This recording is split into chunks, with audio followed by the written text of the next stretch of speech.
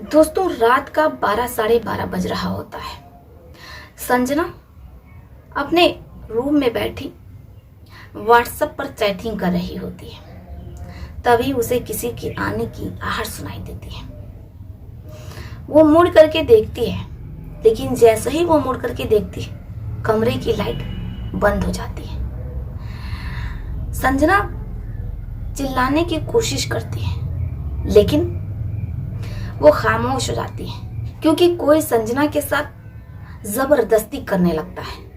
अब संजना परेशान कि आखिर उसके साथ ये सब क्या हो रहा है। शुरू शुरू में तो संजना विरोध कर रही होती है, लेकिन कुछ देर बाद संजना भी स्वर्ग की सैर का आनंद लेने लगती है। वो दोनों एक दूसरे के साथ स्वर्ग की सैर कर रहे होते हैं, लेकिन संजना को ये नहीं पता होता है कि आखिर उसके साथ ये सब कौन और क्यों कर रहा है। अब संजना के साथ ये रोज का हो गया था। जैसे ही रात होती, कोई उसके कमरे में आता, बल्ब बुझाता और फिर संजना के साथ वो सब कुछ करने लगता जो कि पति पत्नी एक दूसरे के साथ बंद कमरों में करते हैं। अब संजना हैरान परेशान, लेकिन वो उसका विरोध नहीं करती, क्योंकि उसे भी मजा आ रहा होता है। अब ऐसे समय बीतता है, लेकिन संजना के मन में बार बार एक सवाल उठता है कि आखिर वो कौन है जो हर रात उसके रूम में आता है और उसे इतना खुश करता है। अब वो ठान लेती है कि आज रात वो उस व्यक्ति का भांडा फोड़ कर रहेगी, इसलिए वो अपने तकिए के नीचे एक टार्च रख लेती है। जैसे ही रात होती है, वो व्यक्ति कमरे में आता है और बल्ब बुझा देता है। फिर संजना के साथ वो मिलन पर निकल जाता है, लेकिन संजना टार्च जला देती है। जैसे ही वो टार्च जलाती है, उस व्यक्ति पर संजना की नजर पड़ती है तो संजना के होश उड़ जाते हैं, क्योंकि वो व्यक्ति कोई और नहीं रहता है, बल्कि संजना के पिता, संजना के पापा मोती लाल रहते हैं, जो कि संजना के साथ ये सब कुछ कर रहे होते हैं। अब जैसे ही संजना मोती लाल को देखती है तो वो भड़क जाती है और कहती है कि आपको शर्म आनी चाहिए, भला कोई अपनी बेटी के साथ ऐसा कैसे कर सकता है।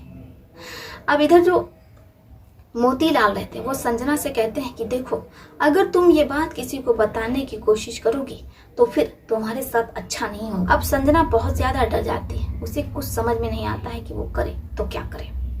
अब ऐसे ही समय बीत रहा होता है। इधर मोतीलाल हर रात संजना के कमरे में आते और संजना के साथ ये सब कुछ करते, लेकिन एक रात मोतीलाल जिनका भांडा फूट जाता है। लेकिन एक रात जब मोतीलाल संजना के साथ ये सब कुछ कर रहे होते हैं, तभी जो उनकी धर्म पत्नी रहती है, उनके कानों में बड़ी ही अजीब अजीब आवाज आती है।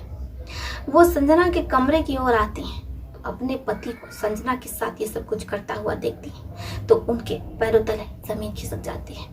वो पुलिस को फोन करती हैं और अपने ही पति को पुलिस के हवाले कर देती हैं। इसके बाद पुलिस वाले संजना की माँ का बयान लेते हैं। संजना की माँ दुर्गावती जब पुलिस वालों को बयान देती है तो पुलिस भी बहुत चक्का रह जाती है। दुर्गावती जब बताना शुरू करती है तो किसी को यकीन नहीं होता। दुर्गावती अपनी बेटी संजना से लिपट करके रोती है और उससे माफी मांग रही होती है। अगर वो बीमार ना पड़ी होती, आज उनकी कोई औलाद होती, उनकी खुद की बेटी होती, तो संजना के साथ ऐसा कुछ ना होता। वो अक्सर बीमार रहा करती थी। अब उनकी कोई भी औलाद नहीं थी, इसलिए जो उनके पति रहते हैं मोतीलाल, वो एक अनाथ आश्रम जाते हैं और वहां से संजना को घर के काम काज के लिए लेकर चले आते हैं। संजना घर का काम काज कर रही होती है। शुरू शुरू में तो सब कुछ बहुत अच्छा रहता है, लेकिन जब वो एकदम बेड पर पड़ जाती हैं तो उनके पति संजना पर बुरी नजर रखते हैं।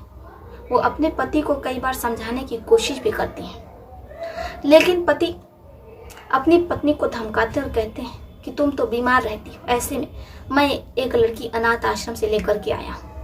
दुर्गावती कहती कि देखिए जी, वो लड़की भी आपकी बेटी के समान ही है। अगर आपकी आज कोई बेटी होती तो फिर वो संजना जैसी होती, लेकिन मेरे पति मेरी एक नहीं सुनते।